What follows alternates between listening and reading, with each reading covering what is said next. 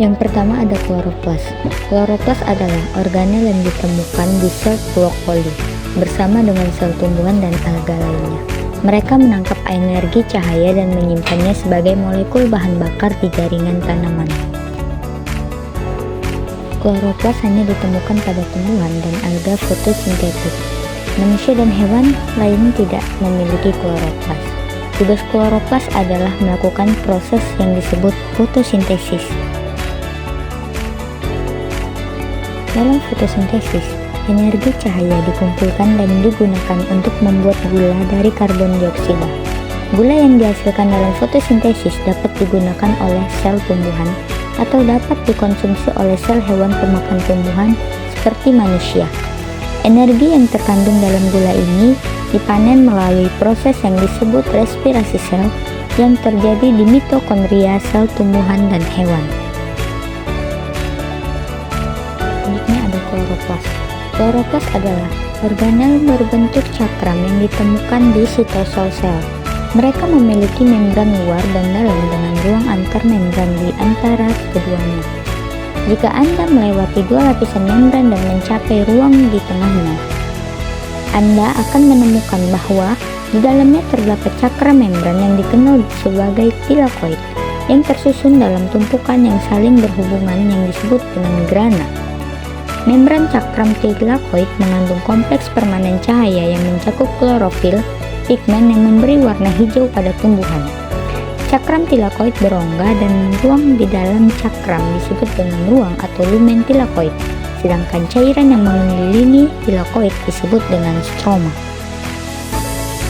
Selanjutnya ada mitokondria.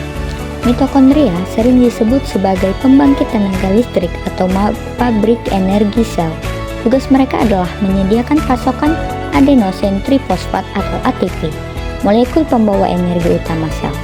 Proses pembuatan ATP menggunakan energi kimia dari bahan bakar seperti gula disebut respirasi sel, dan banyak tahapannya terjadi di dalam mitokondria. Mitokondria tersuspensi dalam sitosol sel yang seperti jeli. Mereka berbentuk oval dan memiliki dua membran, yaitu membran luar yang mengelilingi seluruh organ dan membran dalam dengan banyak tonjolan ke dalam yang disebut krista yang meningkatkan luas permukaan. Kristal dulunya dianggap sebagai lipatan yang lebar dan bergelombang. Namun, seperti yang dibahas dalam video mitokondrianya, kristal tersebut kini dipahami lebih mirip dengan kristal yang panjang. Yang berikut adalah rekonstruksi 3D potongan dari mitokondria yang bisa dilihat pada gambar sebelahnya. Ruang antar membran dan kompartemen yang dikelilingi oleh membran dalam disebut matriks mitokondria. Matriksnya mengandung DNA mitokondria dan ribosom. Selanjutnya kita akan membahas mengapa mitokondria memiliki DNA ribosom sendiri. Struktur multi-kompartemen mitokondria mungkin tampak rumit bagi kita.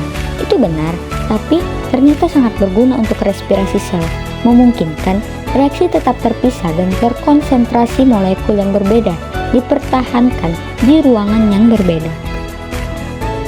Lalu selanjutnya, dari mana asal organel-organel tersebut? Baik, mitokondria dan kloroplas mengandung DNA dan ribosomnya sendiri. Mengapa organel ini membutuhkan DNA dan ribosom? Padahal terdapat DNA di dalam nukleus dan ribosom di dalam sitosol.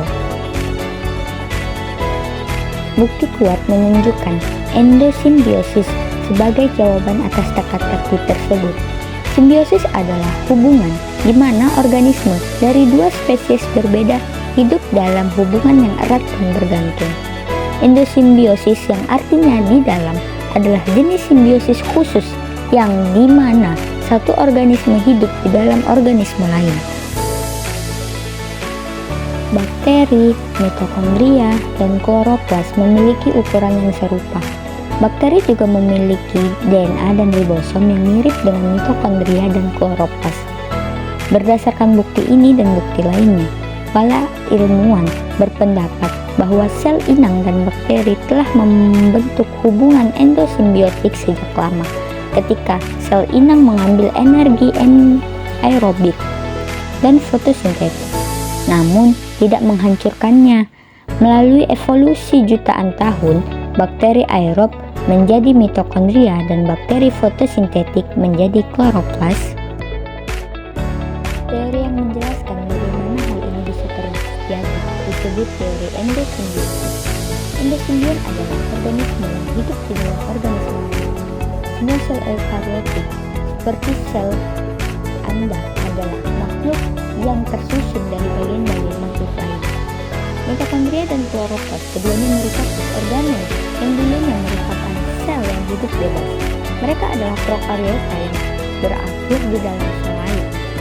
Mereka mungkin bergabung dengan sel lain dengan cara dimakan atau suatu proses yang disebut dengan fagositosis, atau mungkin mereka adalah parasit dari sel inti tersebut. Pada tahun 1980, Linnean Lewis mengajukan teori endosimbiosis untuk menjelaskan asal-usul mitokondria dan kloroplas dari prokariota permanen. Dahulu, sel eukariotik tidak mempunyai organel penghasil energi. Kemudian, sel tersebut menelan bakteri fotosintesis dan bakteri aerob secara endositosis. Kemudian, bakteri tersebut bersimbiosis dengan sel eukariotik. Bukti yang pertama, membran mitokondria dan kloroplas terdiri dari dua lapis.